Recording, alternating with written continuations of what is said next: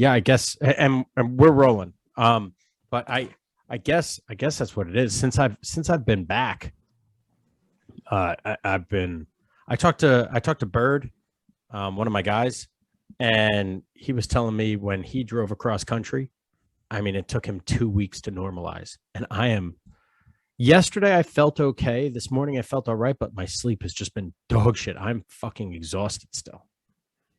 Mad, isn't it? I never felt that so much. I mean, I remember being tired like the next day, maybe 2 days after a big long road trip. But I mean, flying must have also a massive impact that we probably just are desensitized to. Well, the jet lag, it'll dehydrate you. And also like being up in the air, 30,000 feet above sea level, right? But I mean, I wasn't far off from that. Right. You know, like up on the fucking mountains and shit. But I mean, the drive home was so fucking stressful. Like for 8 hours, I was sitting there at the steering wheel like this, and I drove pretty much the entire of the last 32 hours. I think Vicky and I said I drove like 27 of them. It was bad. It was fucking bad. I'm exhausted still, and I can't. Like I said, I can't get back. I can't get back to like my 10:30 sleep time. No matter, it's not like I'm trying very hard, but it's been over a week now that I've been back, and I'm just fucked. Slowly, I'm getting better. My workouts have been so terrible, been so pathetic. I just decided, I said, I have no energy. So I said, fuck it. I'm just going to max out on shit. What? I mean, just going straight into it? Yeah. Like I barely do a warm up. I'm like, well, I don't have the energy to do one set of 20 of any fucking exercise, one set of 10 for like warm ups or anything like that. So I went into the squat bar and I was like, oh, fuck it. And I got 445 on squat like pretty easily. Nice. I could have went up, but no, I decided not to. I was like, fuck that. Fucking crocked if you did. That's why I was like, yeah, fuck this. I'm not going any heavier than this. And then I benched, and I mean, my best bench ever was like 405. And my best floor press ever was like 375. So like my bench is good. Bro, I hit 315 like this, like oh, like I looked around, I was embarrassed how hard it was. But so like I couldn't get back into working out. It was so tough for me. I'd show up, I'd just pedal on the bike for a half hour and then be like, all right, well, I kind of worked out. I guess I'm fucking good. I was so fucking tired. Yeah, but that's probably just knackering you out even more, right? Just idea to fuck. No, no. Like the way you pedal, maybe. Me, I think I was going. Like, no. I'm not talking about the biking. No. You're probably going. If you was going any slower, you'd be going back in time on the bike. But I mean, more you maxing out on stuff. I mean, are you doing a couple warm-up sets, or are you just gonna? I mean, you literally just 20, like 45s each side, 45s each side. So, yeah, 45s each side, 45s each side. Like that's, but so James Thinker Smith, for those of you that don't know, he's one of my mentors, and I remember he said to me one time, I'm not squatting unless there's 4 plates on the bar. It's just a waste of time. So like it makes no fucking sense, but I just got that in my head. So the guy he squatted 405 minimum twice a week for 2 years. Like, and he either did it for like 1 rep or he did it for like 30 reps. Like he didn't care. He's like, well, as long as there's 405 in the bar, I'm working out. If there's anything less, I'm not fucking working out. He got strong. He was strong as fuck at one point though, right? He's always been strong since I've known him. He's been, I mean, he's like 250. Yeah, he's a big dude. Yeah. He's leaned out though. I think he's down. He also said, I have a problem with being under 250 pounds. I feel less masculine, like something. So he won't, unless there's 4 plates on it. He wasn't squatting. So I got that in my head. And I was like, oh, fuck it. Well, I'm just going to squat 405 every time. So I'm either doing it. So my workout, no bullshit, my workout ended up being 135 for like 2, 225 for like 2, 315 for 1. And I was like, oh, let me see how many times I get 315. I did it for 10 and I got out of breath. I wasn't tired. I just got out of breath. I was like, fuck this. And I racked it. Then I did 405 for 1, and that was really easy. So yeah, let me add 10s. That was easy. Let me add more 10s. That was easy. I could have kept going up. I just said, fuck it. And then I did the same thing. So then after that, I was like, all right, workout's done. And then the next day, I did the same thing for bench because I was just so fucking lazy. Like, I don't even think I did any band pull aparts to warm up or any rotator cuff shit. I was like, I'm just fucking shot. I just went under the bench, fucking just kept 135, 185, 225, 275, 315. And that was, I think that was fucking it. How do your shoulders feel? Fine. Right. My shoulders are all right. I've been building up to this shit for a while. My shoulders have been good because I just haven't been benching like a fucking retard for a while. Right. But then after that, I did like the next day, I think I did arms. Oh no, I did 1 rep max on bench and 1 rep max on pull-ups. I only got like 120 pounds or 140 pounds with the pull-up. Which again, like it's I mean, these are good. These are okay. But like that's how tired I am. I think my best pull-up ever was 200 pounds. Crazy. That's good. I think that's something like that. My best bench was 405, but I mean the only bench that I have recorded was like a 395 on YouTube right now. Best floor press 375. Best pull-up was I think 200 pounds, 205, 195, something like that. Well, you were strong as fuck back in the days. Back in the days. All that time ago, which actually is probably a good way to lead us into our first question. Yeah. So starting from the beginning, what would I do different? Yeah. Well, what would you do different? You started off.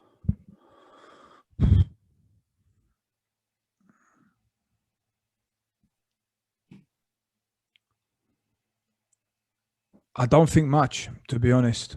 I don't think much. I think I had a really good experience starting my own business so early. I think that was good. I think if I could have done anything, I think I would have probably gone into the professional setting in the right place, maybe just for a year or two, just for the experience of it. You know what I mean? But outside of that, honestly, not too much else. I think I wouldn't have bothered doing my master's degree. I think that wasn't really worth it. Not because the course necessarily wasn't that good. I thought the course was really good, but just I think all that time, and I mean, as soon as you go on in a business, right, it's not really anything about like what you know anymore. Yeah. Do you know what I mean? Like I remember hearing that we've been talking about off air. Me and Mike have been talking about this Alex Hormozy guy who has some really good stuff on YouTube for gym business. And one of the things he said was if he was to own his gyms again now, he would just like go massively online. And one of the points he said at the end was, you got to understand that nobody cares like about the workout. They don't care if it's good or not. They don't care. And that really rings true. So yeah, I don't know. I think that there's that point. And then honestly, mate, not too much else. I mean, I was lucky. I traveled a lot and got to see some good people. Maybe travel and go and see some other kind of guys, but honestly, not too much, man. I think I would have gone more my own way earlier, and I wouldn't have wasted time and money with the masters, and I wouldn't have wasted time and money. Like I've tried 3 attempts at a PhD, and I'm just like, I'm off of it, man. You're not? Did you stop? Dude, we never really officially got going on the 3rd time round because then Corona hit. So now it's like I'm not wasting any more time. If it opens up later on and I kind of want to do it, but I mean, also time-wise, man, time is a killer. It's a killer, you know? I know. It's an absolute killer. There's no time. There's no extra time for this stuff right now. The time should be spent on creating stuff and earning things. You know, the PhD is not going to earn me any more money whatsoever. It's going to create a lot of hassle. Right now, it doesn't do anything for me. Bro, I got to change the description of our podcast now. Hold on. I think. So what about you? Are you going to go in? All right. Where are you sitting with that? Yeah, I'm going to eventually finish the doctorate. Absolutely. I'm absolutely going to finish the doctorate. Just because it's so stupid for me not to at this point. You know, like I have 9 more classes. Yeah, you have nothing, barely. 9 classes until my doctorate. I've taken 50 fucking classes. Right. I took 50 classes in 2 years. Maybe more. I took more. I think I took 50 classes plus 1,000 hours of clinic shifts. Yeah, I think that's what it was. It's a shit so much. So like, and especially since you ain't got to do no data collection or nothing like that's which fucked me up. Well, you know, for third my round doctorate, going in. Yeah. The data collection's a motherfucker. But my doctorate, I think I'm gonna have to write some kind of bullshit fucking paper, which is fucking lunacy because there's nothing valid in fucking acupuncture anyway. Right. That's a lie. That's a lie for people listening. I'm just being fucking facetious because so much of this shit is it's just whatever. But yeah, there's so much busy work associated with the doctorate, but I mean, the allure, the bullshit, the business aspect of being Dr. Guadango, it matters. And even if I'm a real doctor of fake medicine, it's still, you know, it's still or I shouldn't say fake medicine, maybe outdated or pretend medicine. It still matters. It's even like the doctorate of chiropractic. Like people still care about that shit. So here's what our description of our podcast is. Mike and Brooker go back and forth. Oh, no. Hold on. I'm looking. I need to change right now, bro. Since if you're not going to fucking do the doctorate, I'm not doing it right now. That's for sure. Not in the foreseeable future. I don't know what our fucking podcast is. Oh, here we go. Mike Guadango and Alex Brooker talk anything health and fitness related or psychology or Brooker is working towards his doctorate in psychology. Mike's working towards his doctorate in acupuncture. The goal of this podcast. Yeah, no, fuck it. I don't need to change anything. We're all right. You're kind of working towards it. Maybe. maybe. So what about you, bro? What would you be doing different if you was to start it all again? So I've been thinking about this, and what sucks is the timing, because I started while I was still in college. Mm-hmm. And while I was still in college, I was still playing. And while I was still in college, I wasn't making money training as much. So I had to spend, 30 hours a week bouncing, whatever the hell I did, and, make $100 a night, made 300, so I had to fucking make money still. Would I have not bounced? No, I would have kept that going. And the other timing aspect is, so I spent full time. I spent one summer full time after college with DeFranco, not playing baseball, but full time summer, earned my money, then left to go to Pitt for 6 months. And then I came back. And when I came back, that's when I had the combine crew that Hogan was in. So had I done anything different from that perspective, the timing would have been off and I would never have trained Hogan, which now, the relationship we built and what we built together, that I don't want to say that made my business or made my career, but that's a huge part in who I am. It gave you a lot of confidence, showed you what you're able to do. Yeah. That was a big project for me. And then even during that time, I picked up Brett Carroll, my first professional athlete. And then after him, I got Shooter Hunt. And then after him, Pat Dean. Shooter was my first round. Shooter was my first like big time client that came just for me. Right? Like I had Sonoris Moss, but he didn't come for me. He came because his agent referred the gym to him. And then I ended up training him eventually because he saw what I was doing. He liked what I was doing. So I was like, oh, let me train with you. Hogan came for DeFranco and ended up training with me. Joe Torsha was recommended to train with me just because of his injuries, but he wasn't a big time guy. And Shooter was like my first fucking guy that was like, no, this guy Mike I hear is really, really good. So I'm going to come train with him. So that happened shortly.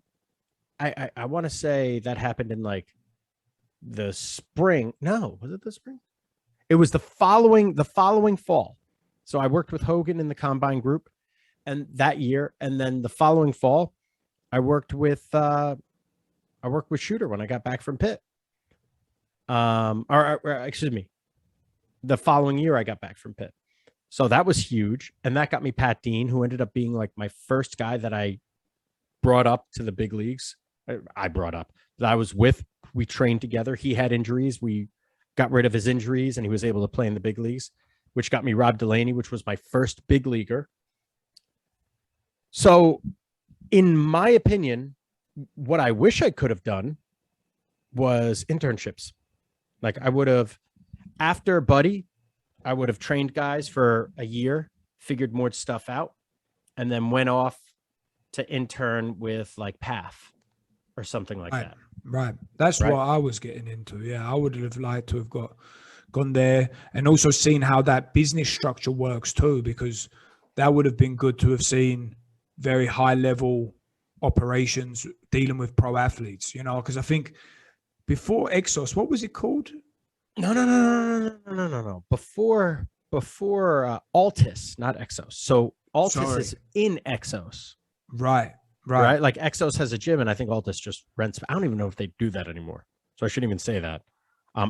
When I was there, when I went and visited, that's what they did. And I only visited for like a week when I was hanging with Dan and Stu. Now I don't know what they do, but before that they were WAC, World Athletic Center. Right, that's it. That's what they were originally.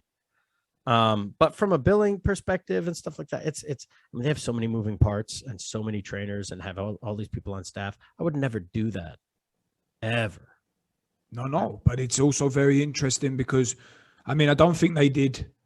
I don't have any idea, but I guess they weren't massively successful since they had to move and go into something else, right? I don't know. They get bought. I know what they do with the coaching education is huge for them. Sure. Because I mean, these are some of the best coaches in the world. Like, why wouldn't they make money educating? Like that makes sense. So if I had it my way, like I love what Flav does. Right. I really like that. But I mean, also I was in a relationship. I got married, so it was, and then even after that, like then DeFranco's closed and then I had to open up my own shop. And before DeFranco's closed, I was actually supposed to do a lecture tour where I got asked to speak by 10 or 15 different people in Europe. So I was going to speak in Dublin. Then I was going to go to Manchester or London to speak again. Then someone wanted me in Munich. Then Arno wanted me to go out to the Swiss Sports School and speak to them. And he set something up. And then I opened a business and I couldn't do it. He wanted me to do something for like a week-long workshop with them. And he was setting everything up and I had to turn that down. There was someone in like fucking Bulgaria that wanted me to fucking speak. So I had this little like tour almost planned to lecture. And then I couldn't do it once I started the business, but doing it all over again, I would do so many more internships. I wish I could do more. I can do more internships now. The way I have things set up now, I can absolutely do more internships. Like with maybe I'll start doing that. Maybe I just call some coaches and head over there for a couple of weeks during my slow months, because like September and October for me are fucking are nothing. But the more internships I can do, the better I will be. I will be happier doing internships because I fucking love doing that shit. The only thing that sucks is just being away from home. Sure. And also, if you're earning now you've got it set up that you can be earning while you're away. But yeah, beforehand, you wouldn't have been earning any cash. Correct. So it would cost you double. Correct. Who would you go visit? Who'd be on your list? Dan Paff, absolutely. I want to see. I just love hearing how he thinks, how he applies it. I'd love to see what Stu does. Stu McMillan. Boo Schexnayder, the LSU coach. Yep. Absolutely want to see him. I mean, right off the bat, the first thing I thought of was Bath. But I do want to see one of the reasons why I would like to go to Altus again and watch and see all that stuff is they have body workers there. Like, I want to learn more about that problem solving.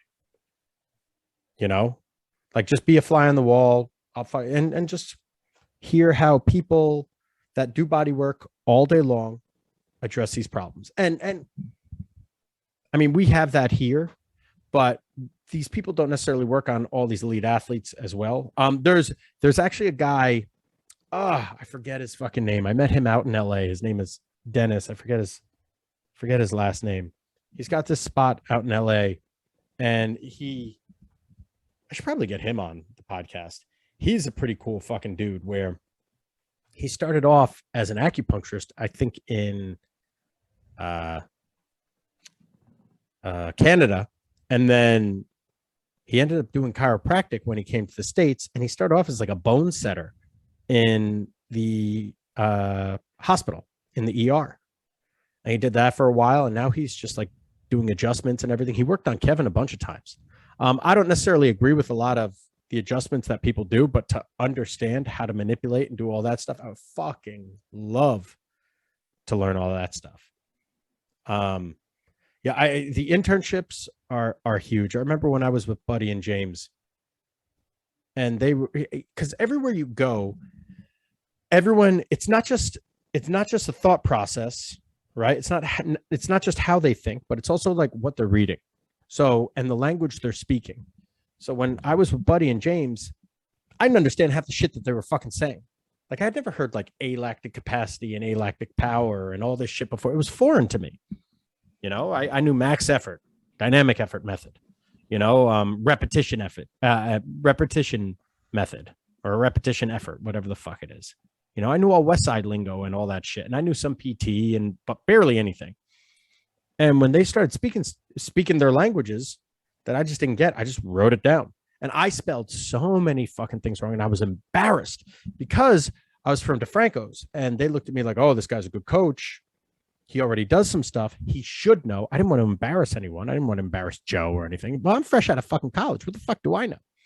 So I kept my mouth shut, and I wrote all this shit down, and I spelled so many things wrong. I didn't even know what Prilipin's chart was prior to them, right? I wrote down Prilip's table or something like that. I forget. I didn't even know how to spell it.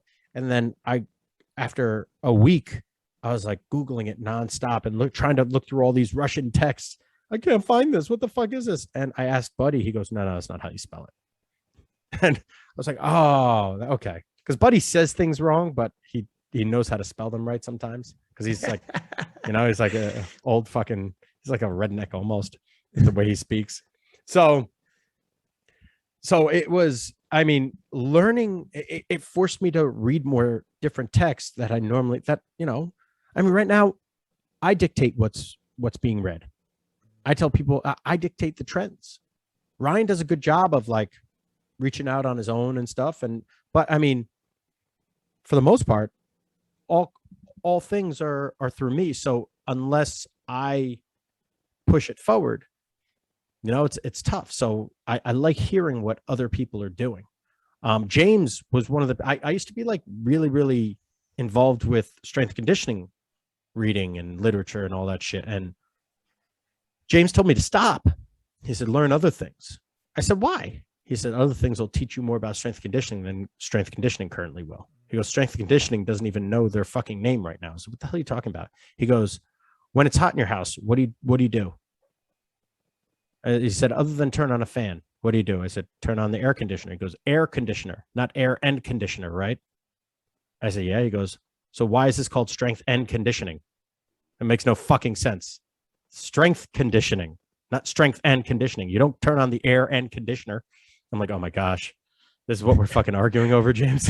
But like, that's to his point. Yeah, sure. To him, it's like, that's how fucking stupid this industry is. So why the fuck do you want to keep learning from these meatheads? And from my perspective too, my thought process is, well, the smartest people in science, what do? They do physics. Then you drop down a tier and people, maybe not less intelligent, but whatever, a little different in science. What do? You'll do research or you'll do medicine. So you'll be an MD. Well, what's dumber than an MD? Physical therapist. What's dumber than a physical therapist? Oh, fucking athletic trainer. What's dumber than an athletic trainer? Personal trainer. So like, I'm learning from not the fucking physicists. I'm learning from the meatheads, and that's okay. I'm one of them. I can't even fucking read, so I could never be a physicist. James said, you want to learn how to move, learn about movement, learn about physics. So that's why I started diving into that. But I was doing more theory rather than mechanical. Right. So, yeah. So shit. And that led to existential dread where I just, fucking sitting there diving into all these different theories and how big the fucking universe is. You ready for this? I heard this one on a podcast. To understand how big infinity is, right? If infinity exists, right? If this is an infinite universe, that means, and if it's an infinite universe, that means there's parallel universes, and they are infinite.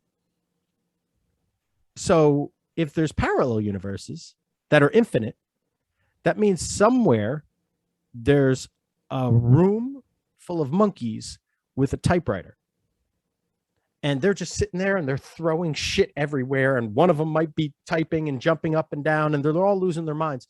And somewhere eventually they got the complete works of Shakespeare in order. Sure. That's how big fucking infinity is. And I and in the podcast they were laughing hysterically during this, and they're like, yeah, but also there's also like the last book for the end. It's like at the D, it's one monkey threw a bunch of shit and it ended up being a Z, right? Like, and all those possibilities occurred. That's how big fucking infinity is. So I was like, oh my gosh, like my brain fucking erupted at that point to comprehend how small, minute, and how much bullshit what we do really fucking is. So that's where my mind goes when it comes to learning about strength conditioning. I start thinking, I don't know, in those terms because of James. I think I started learning physics. So to get out of my shell and go more towards a PAF or a Macmillan or a Schexnayder or a Buddy Morris or to go back towards that a little bit again, I think would be good for me because I'm already off the fucking grid. Well, I mean, especially since you started much more with body work, acupuncture, and different work like this. I mean, it's just now you've got different ingredients so you can bake a different cake. That's basically it, right? Yeah. So if you could intern anywhere right now, what would you do?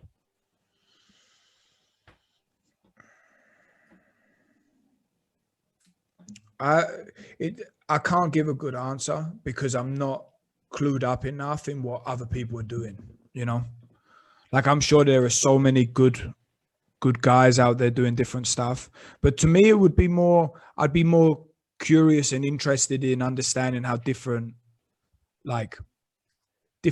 models are working. I mean, there's so many good guys out there now that have completely different styles. I mean, the gym industry isn't just about memberships anymore, right? I mean, there are some guys making a living based on making just videos every day. And that whole industry of working as a trainer is a complete different thing. It's about engagement and understanding algorithms and using technology all the time. So I would more, if I was going to do something, I would much more go around and try and find some guys that are crushing it in business way and try to understand that more, because I think knowing now Swiss and knowing the demographic, I'm already working with probably the most amount of diverse pros in the country of anybody else, I guess, you know, as a self-employed guy.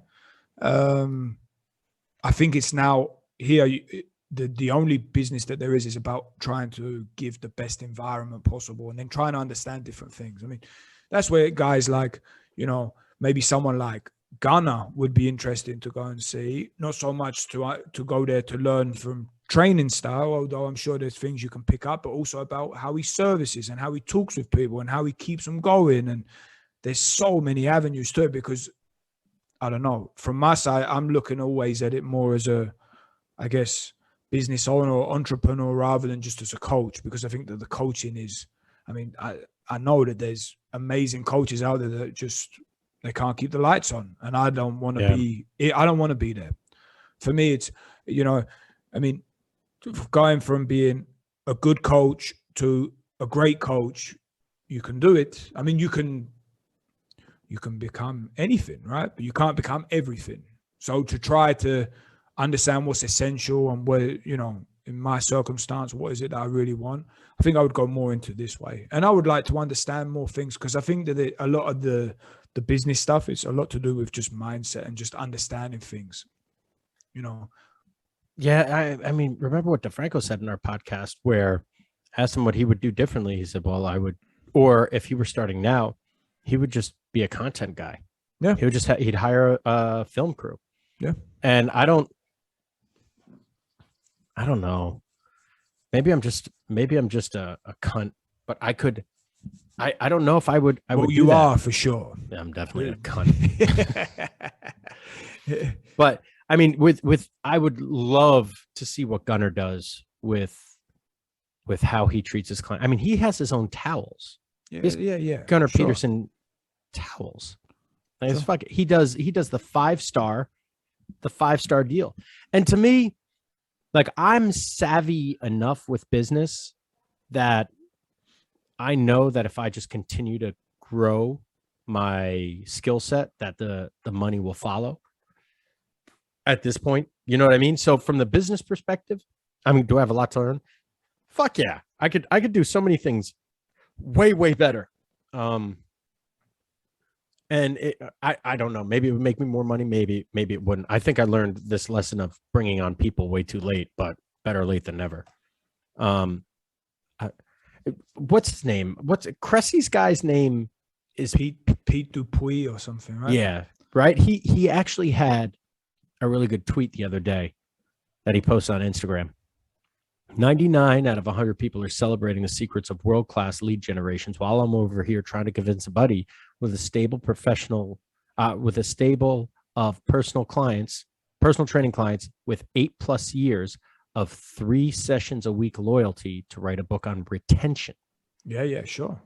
That's right. Where I think someone like Gunnar is interesting, because didn't he say like some of these guys have been with him 16 years and stuff? I mean, yeah, I think Jennifer Lopez has been with him for fucking 20 years. Right. So she has the means to go anywhere, is probably constantly hit up about things, has every opportunity at her fingertips, but continues to go back to him. So for me, there's something in terms of the client experience, which he has nailed. And that is way more interesting for me, because that's also that's the interesting kind of model for me here, rather than volume based, because that's just not, I don't want to do it, and it's not a reality here. The mathematics won't work.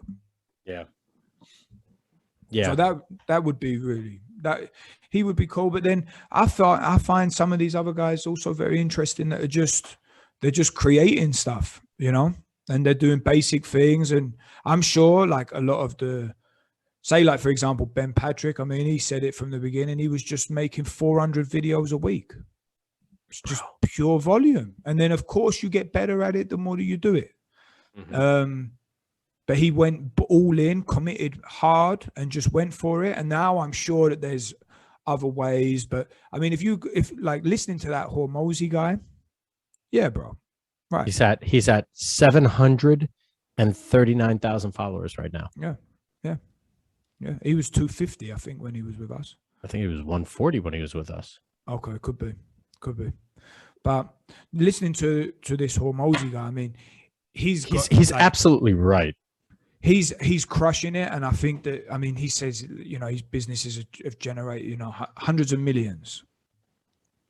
For him, it's very much, it's math and logic and understanding the way that the games work, and always going out and reaching out and spending a lot of money just to learn from people and trying to learn skills that then he can put into his place. I mean, to have an average over, I think he said 8-year average, for every dollar he spent on advertising, it brought him back 39. I mean, that on an average is outrageous. So he knows exactly how much one client is worth and how much he can spend in getting that client. And then has looked at, you know, he's nailed, I think he said something like, you know, the first main skill you need is sales. And then after that, it's marketing. And then after that, it's like operations. But it seems like he's just devoted himself to all three of those and has managed to do so well. So for me, that would also be that's also a very interesting thing to me, you know, because I think for me, I love to learn. I love to coach. And for me, the coaching it's about the relationships. I love that. That's the thing that I love the most about it. But I also love to just learn in general.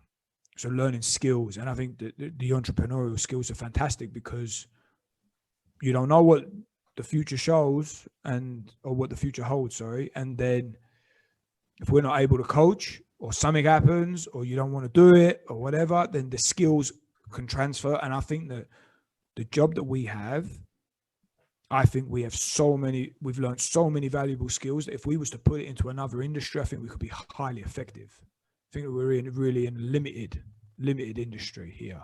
Not that there aren't necessary things to learn, but I think someone like Hormozy would be really interesting to go and learn from. Yeah. That to me, learning that concept would be that information. That's absolutely valuable. And what they do, see, and from a gym standpoint, and I've looked into the gym launch and all that stuff for the adults. He's absolutely right when he says the workout doesn't fucking matter. But to me, it does. Yeah. Right. So, and with them, it's with that type of stuff, it's about volume. It's about member signups. Yeah. It's not about retention. Because he says, oh, yeah, you'll lose 20, 30%, whatever the fuck it is. But you keep these 70% here, and you're constantly trying to bring in more and more and more and more and more. And then it becomes about volume. And I just don't like people that much. You're selling all day, every day. That's what you're doing. You're on call. You're trying to close. You're a sales. I mean, you could hire people to do sales for you, but then now all of a sudden, I mean, you're running a business. But I remember when I first left DeFranco's, I had a meeting with someone, and a bunch of people wanted me to come into their spot. And one guy said to me, he goes, well, how are you going to scale what you do, Mike? I was like, I don't know. I don't need to fucking scale it. He goes, well, you going to work for the rest of your life? I was like, well, am I too good to be Dan Paff? He said, what do you mean? I said, how many Dan Paffs are there in the world? One. I said, how many Charlie Francis are there? One Charlie Francis. You know what I mean? He said, yeah, but those are the 1 in a million people. I said, what's so hard about being that? I said, there's 8 billion people, 7 billion people in this world, right? What's 1 in a million? You fucking pull that off. Just work hard enough at it, especially in this industry. I said, I don't think I need to scale what I do because I think I'm going to be valued. I'm going to have a high value because of what I can do. Right. So it doesn't matter if I could scale it or not. The money will be there. It's like, I think you were telling me there's a guy that makes tables, just makes antique tables or some shit like that. What does he do? Yeah, he's a carpenter. He just makes luxury goods. And he pulls in hundreds of thousands a year. Yeah. Just making that, right? Yeah, and it's sure. just him. I mean, look at an artist. An artist can, or a musician. I mean, the path of mastery that is, it's clear that there are payoffs to that. It's just then you go in all chips in on a single skill, and if it's about being the best and that's it, and being very clear on that's the objective, I think it's good. But then there are other things you have to pay the price for it. So it just depends on are you willing to do it or not, and then not regretting other certain life experiences or other factors involved in being excellent. Because to be excellent at something, you have to, every other things have to suffer. Yes, they have to suffer. Absolutely. And scalability is something that I need to. I mean, I'm doing okay with that now, right? Like with I have 4 or 5 trainers now instead of just me. Mm-hmm. Bringing and doing more than breaking even with those guys, right? So yes, I get it. Kier had said to me one time, he said, "Well, would you rather be broke and be the best coach in the world, or would you rather be a millionaire and coach whoever the fuck you want for free?" Yeah, I said, yeah. I get that, because I know some really, really good coaches that are really, really broke. Or not making the money they should. I mean, look at Rolf. Right. Where's he working right now? When he works, he makes money. Sure. But where's he working? It's tough. It's fucking hard, and then other things. I mean, I can't remember which book. It might be Essentialism, and there's a part in the book where it's like, imagine you've got like a camping grill, right? And you've got 4 burners on it, right? And that's each 4 burner, they represent something. So one burner's for work, one burner's for health, another burner is for family, and another burner's for friends. You have to switch off one burner to be good at the other 3, but to be great, you have to turn off 2 burners. And just like the more that you narrow down really what's essential to you, of course, then you've got way more resources towards it.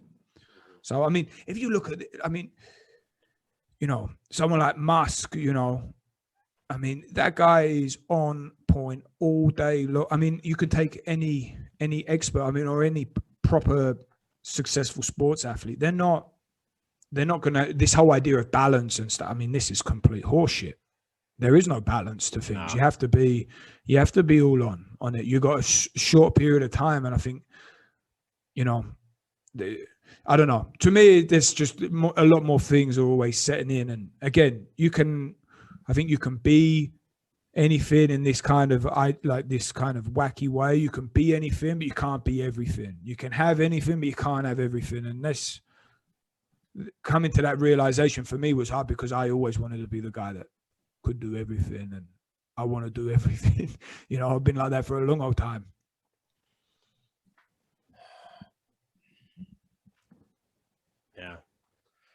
Yeah. Just getting back from this vacation now. I shouldn't even call it a vacation. getting back from this fucking trek, and seeing that I was able to sustain during that time. I don't know. Maybe I take a lot more sabbaticals to go off and fucking learn. Sure. If that's going to move you closer to your overall objective, for sure. Why not? Yeah. For sure. Why not? What other questions did we have? Where do you go to learn? I mean, see, I did the acupuncture for 3 fucking years. Mm-hmm. 2 years or 3 years. 3 years. It's been over 3 years since I started and finished acupuncture now. So, I mean, that was my curriculum for a while. Now, I'm circling back to everything. Like on our road trip, I was listening to a lot of podcasts and reading research. So I'd listen to a podcast, and they'd mention research, and I'd look it up, and then it'd bring me to more research. I'd look that up, and but it's tough with research because research is always behind. I mean, I remember fucking 10 years ago, 15 years ago, DeFranco was talking about heavy ass sled drags. And then like just a couple of years ago, there was research saying like, yeah, if you're like an average runner, heavy ass sled drags are really, really good. Like they'll get you stronger. But like then if you go back even further, Charlie Francis talked about medium intensity. When you have low GPP, yes, anything medium intensity, which sled drags would, I'd throw that in there. Anything medium intensity will get you bigger, get you stronger, get you fucking faster when you're out of shape enough. So it doesn't even matter. So then it's like the research almost falsely represents what it really is when conceptually it's all about where you are. Right. But again, like Charlie Francis did that in the 80s. He was talking about this shit. He was talking about these concepts. So even reading the research, it's confirming a temporary bias. Yeah. I don't know. There's a lot of great things that come from all of this too, but also being able to experiment and not look for that you need confirmation from some outside source to try different things, I think is also important. I mean, you might discover, like Charlie did, just from pattern recognition and experimentation, you might discover things way in advance of everybody else. I'm sure that there are so many things that we can say you can pick. I'm sure. I think I heard it was Ben Patrick on our show where he was mentioning about how different things about working the tibialis and different stuff, how this wasn't supported that much in the literature, and now it's starting to come more out. I mean, he's based his whole system off it and made loads of money just because he picked up on the idea. I'm sure he picked it up from somewhere, ran loads of experiments on it, looked, filtered the information through pattern recognition, and then used it for his advantage rather than waiting to kind of get the okay from the scientific community. Like that to me doesn't make much sense. Mm-hmm. Yeah. Yeah. I mean, would you study acupuncture again? Would you go through that whole process again?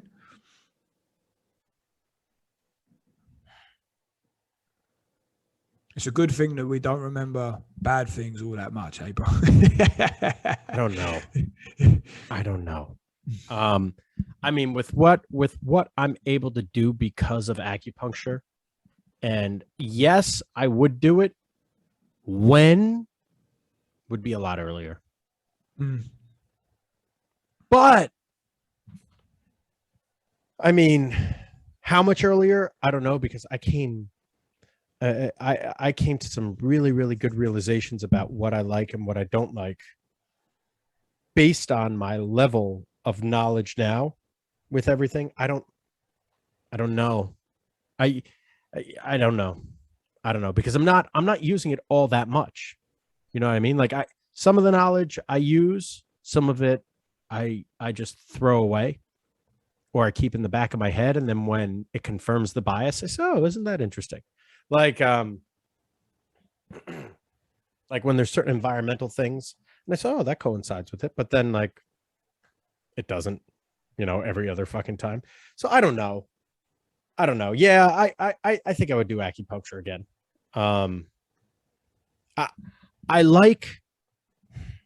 I did it to learn about more fascia, and it didn't teach me as much as I wanted to know. However, it did teach me an awful lot about the systems, the perceived fascial systems that we have. And it was able to connect some dots. So it does help me with bodywork a fuck ton. Like even like just the meridians, knowing where the meridians are and everything. But I do regret in some instances the pace, because I've been burnt out for a while because of it. Mm-hmm.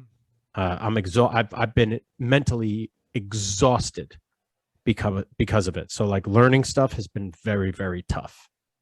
Reading has been very, very tough lately. So yeah, I would do it. I don't know if I would do it at the I mean, because I'm an all or nothing motherfucker. You know, I just David Goggins to my way through the fucking acupuncture program. So I don't know. Yeah, I hope that was enough of a non-committal commitment on that one. For sure. What other questions we got? Bodywork. What do we do for bodywork? How do we go about doing bodywork? So my bodywork is all an if-then statement. It's a flow chart. This summer was the most sciatic issues that I've ever seen.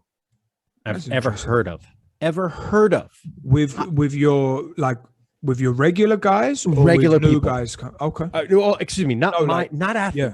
Not okay. athletes. Okay. I got more calls this year than I ever did before regarding sciatic pain. I've never seen it at this volume, and all hit at the same time. It's like everyone got back pain at the same time. So my when I approach these things, it's always an if. So that's why people say it depends, and it doesn't. It depends on, you know, if X then Y, if Y then Z. You know, like, so it's all an entire if then statement. So with atrial fibrillation, for example, when they do ablations for atrial fibrillation, they don't know which fibers are firing erratically.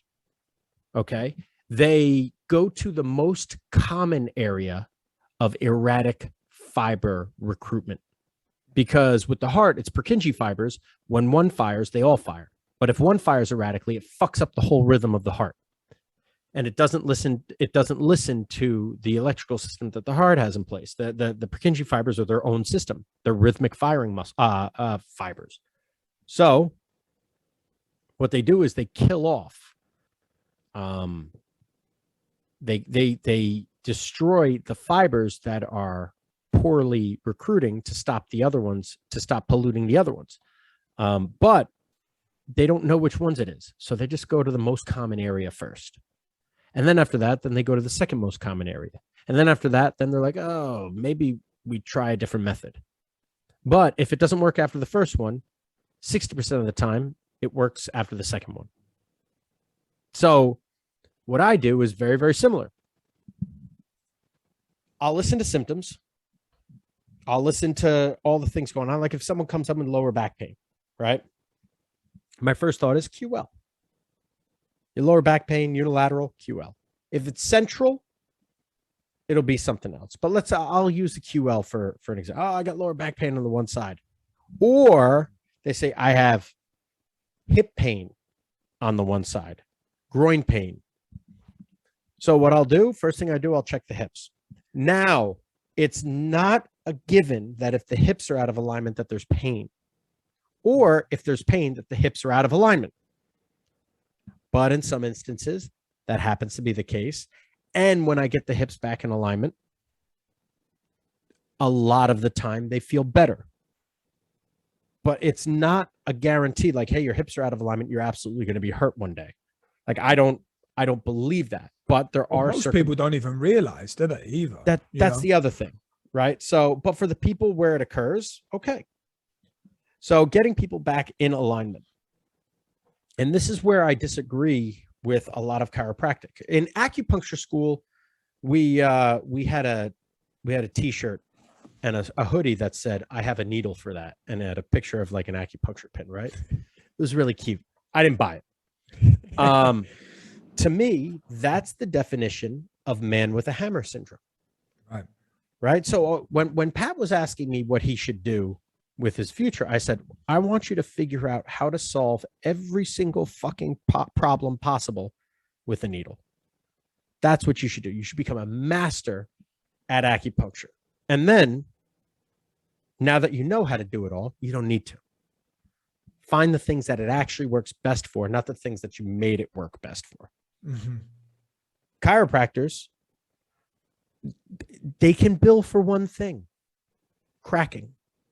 That's why so many at least in the States, That's why so many chiropractors, they hire physical therapists and they hire massage therapists and they hire acupuncturists, because those people can bill for those things. They can't. They can only bill for cracking. So if your hips are out of alignment, they crack them back in place. Sometimes that's what you should be doing. Not all the time. In my experiences, it needs to occur through cracking less, because I look at cracking as, think of a door hinge, and the door hinge is gummed up because you put paint, you paint over a door hinge, and it's like kind of stuck. So you could either slam it open, like fucking rip it open, and then all the paint will like sometimes chip off and break off. But eventually, if you keep opening that door really, really forcefully like that, the hinges are going to start getting loose. And then it's going to be easier and easier for those hinges to become out of whack. I don't know if that's directly correlated to comparing it with chiropractic, but anything forceful on the body, I don't know.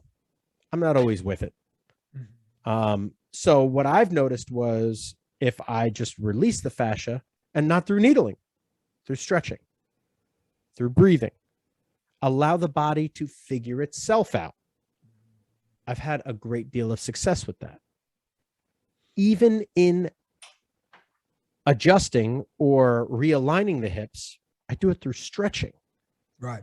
So hips become out of whack. Sometimes joints come out of whack. Like you're walking down the stairs, you think there's an extra step, and you step there and it's like too much fucking force. And maybe that sacroiliac joint will actually get like, and it's not muscular. And no matter how much you stretch, it really won't pull out. Sometimes, hey, go to a chiropractor and get them fucking popping it back in place. Sometimes that's the case. Sure, maybe. Mm-hmm. Most of the time that I've noticed that I've been with my athletes, that's not necessarily the case.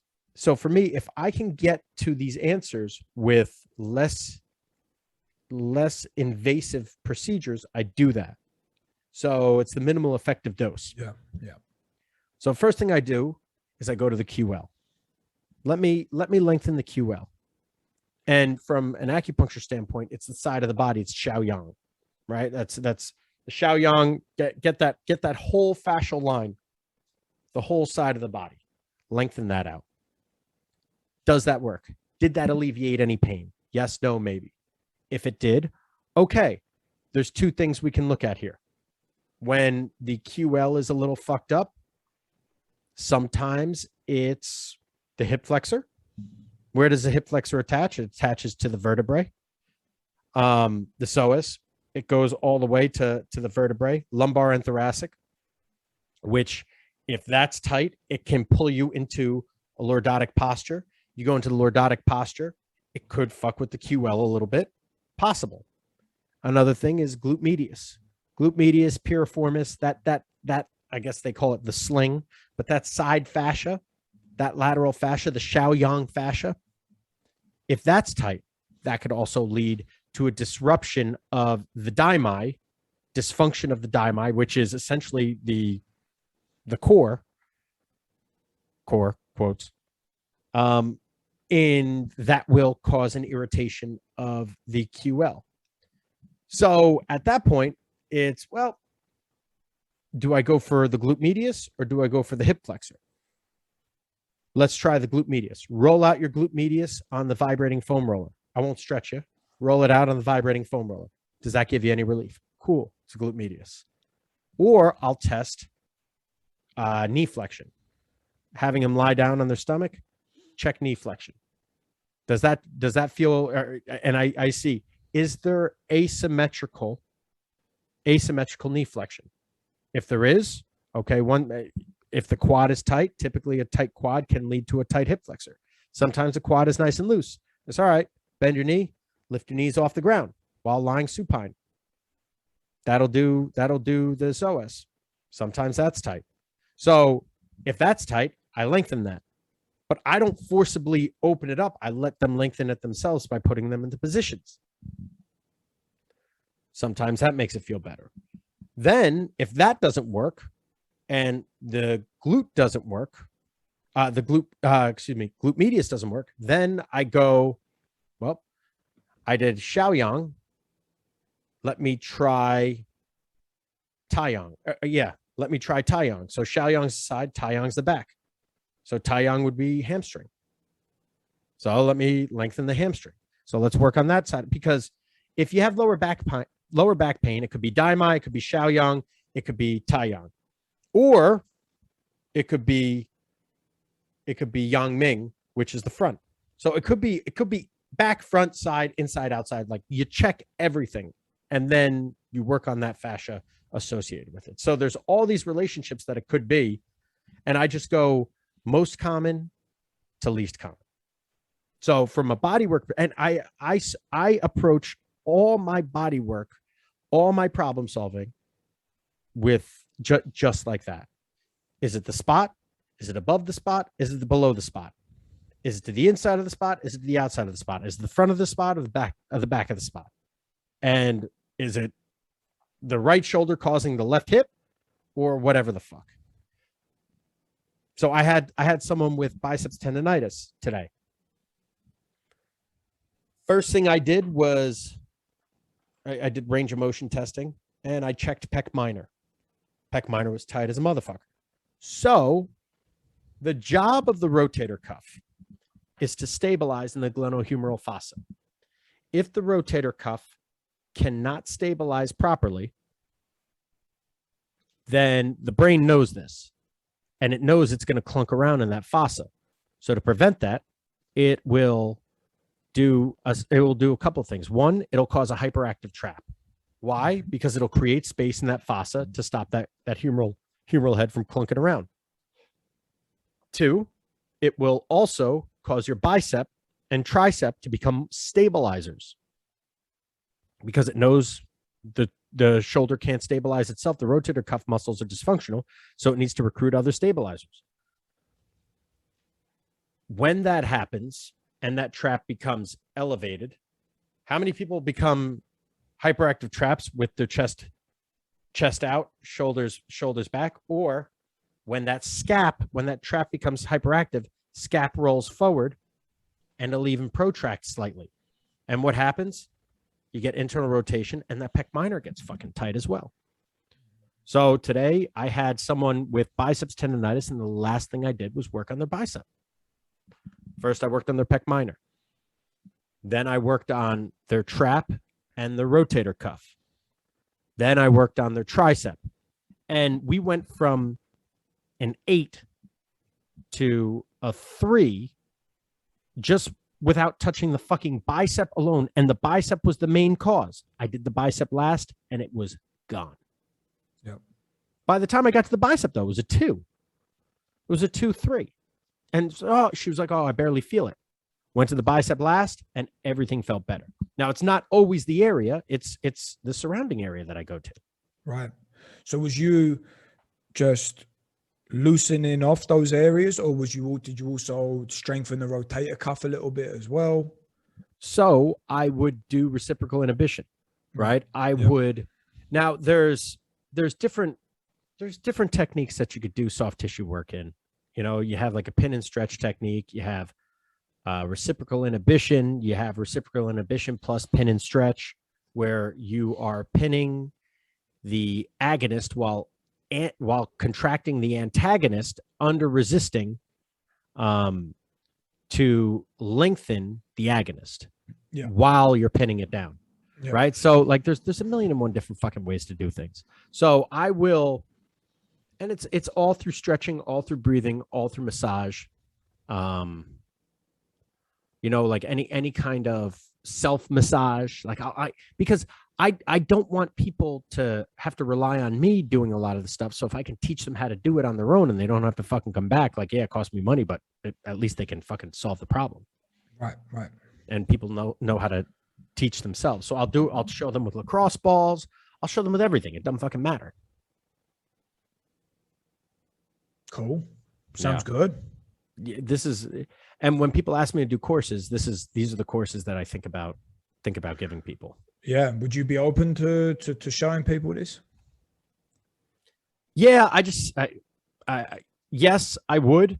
I just don't have a real process written out yet, right? Like what I just explained to you guys is my thought process, but if I actually put together flow charts for people, like I think those would be super valuable. I just need to sit down and fucking do this shit. How could you imagine? Would you do like a workshop where for a day, if guys would come in, and then you could bring in some case studies maybe, and you can explain it, show them. They have to bring their own tables and stuff like that. Could you imagine something like that as the first go round? Yeah. Yeah, but I mean what really sucks is I a day would be awesome, but this is I could show, yeah, I guess a day would be good because I would show you guys, I would show people my process and how I would attack these things and why I would attack them in the day, but you wouldn't get it for months. Yeah, sure. You know, that's the way most of these things go. But I mean, you could show joint by joint how you manipulate each of the areas, how you would do it, why you would do it, the flow charts to it. And I mean, people would go with a lot of different tools, and then they'd need months of experience to actually finally, to really understand what it is. So if people are interested and they're listening to that, please do get in touch with Mike, because you might be one of the first guys that can go in and we can kickstart this off for him. Yo, Brooker and Kier have been pushing me so fucking hard to start this stuff. Well, I love it because the bodywork routine that I learned off of you, I love to do that. I mean, now at the beginning stages of say, like, for example, the off season, just to make it easy, beginning stages of off season, I'll do it more or less every day just to get like a nice foundation level. And I use it not just as sort of a therapeutical treatment. I use it as a warm up, activation, and also, check. We start with the most easy and basic work possible, because if we can do that, fine, then we know that we can just keep progressing the workout further. We start with the easiest way. For example, some different pulses, and I mean, what we was mentioning before about, the sacroiliac, I mean, sometimes it's as simple as guys just squeezing their knees together with your elbow in between that can pop it, Yes. Yeah. And it's just so basic. And you can also, and I don't know, to me, it adds such a level to the experience. Guys always feel great when they get up off the table. They're very hot usually. My guys are usually very sweaty too, because especially if you get multiple rounds going in with the reciprocal inhibition, it's still a lot of work that's going on. And also the first time people go through it, if they do it, they do quite a few reps in each of the movements, they're quite exhausted. It could also very much be a training in and of itself, especially at the beginning with some different people. So I think it's a great thing. I would love Mike to turn this into something. So if people are interested, please do get in touch with Mike, because he will do it if he knows people want to learn. And I'm telling everyone, you should go and learn this stuff, because it's a great way to add, a great thing to add into your training. And your clients will definitely, their perception of the training experience will definitely increase with this. I mean, for me, it definitely is the case, and I love using it. And I even adapted different things and brought in some other stuff of my own, and you tried it in other different areas too, and it seems to work well, especially using those more reflexive positions that I showed you once before. You can use the same concepts, and I call it like strength and stretch positions. There's a bunch of different holds that you do it, and it does very much. It's like a cheap man's massage, like a black roll is a cheap man's massage. This is a cheap man's body work, and that can also be something too. So I mean, I've got guys, they do that before a game, and they won't not do it. They have to do it. They love to do it. They do it on a daily basis, and it makes them feel good. So yes, please, people, get in touch with Mike about this. He should be showing people this. This is the culmination of many years of work. So let's wrap it up. Yeah.